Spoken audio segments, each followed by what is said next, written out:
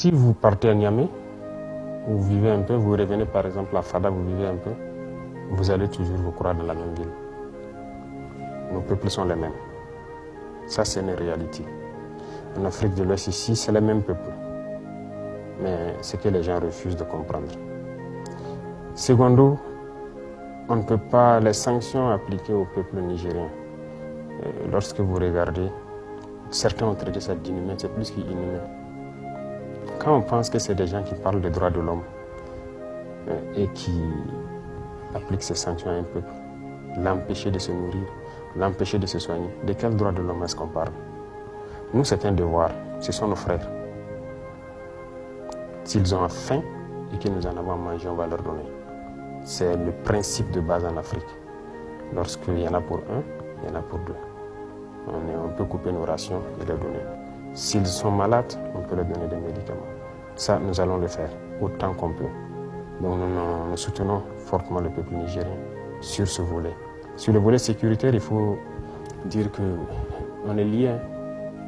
Si on laisse le Niger se désintégrer, tout le monde s'est assis à regarder la Libye en son temps.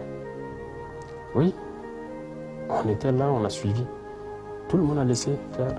La Libye s'est désintégrée. On est où maintenant? Tout s'est déversé ici, nous voilà dans des problèmes. On va encore laisser le Niger se désintégrer? Non. Non. Je disais que nous avons commis des erreurs. Si le Burkina avait soutenu sérieusement le Mali en son temps, soutenu le Niger, le terrorisme n'allait peut-être pas arriver ici. Mais on est resté là parce que les gens à l'époque ont peut-être reçu les instructions de rester là pour que ça se déporte chez nous aussi. Donc nous avons bien compris la leçon et ça ne va pas arriver une deuxième fois. Donc la sécurité du Niger, c'est notre sécurité. Voilà pourquoi on tient à sauver ce peuple-là, pour que ça ne se désintègre pas, pour qu'ils ne connaissent pas une certaine souffrance. Voilà un peu notre position. Bien sûr, nous avons décidé en Conseil des ministres, ça va passer à l'Assemblée. L'Assemblée va décider. Nous essayons de suivre les règles. Alors l'Assemblée, c'est la représentation du peuple. S'ils décident, eh bien, nous avons l'accord. De toute façon, bien avant ça, on opérait très bien avec l'armée nigérienne. Voilà. Et à un moment donné, voilà, le président de Chia a décidé de ne plus opérer. Et ça nous posait des problèmes parce que ceux qui nous attaquent de l'Est et quittent le Niger, ils viennent et ils repartent tranquillement. On n'avait pas d'autorisation de rentrer de poursuite. On peut les observer depuis nos avions et ils repartent tranquillement. Là, il y avait problème.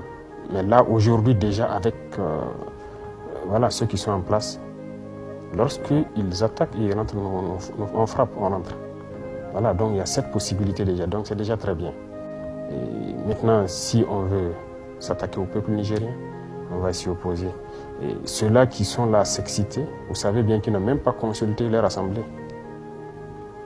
Et même la CEDEAO, il y a une assemblée à la CEDEAO, elle n'a pas été consultée. Donc c'est des chefs d'État qui décident d'aller en guerre parce qu'on les a dit d'aller en guerre. Eh bien nous, on est prêts.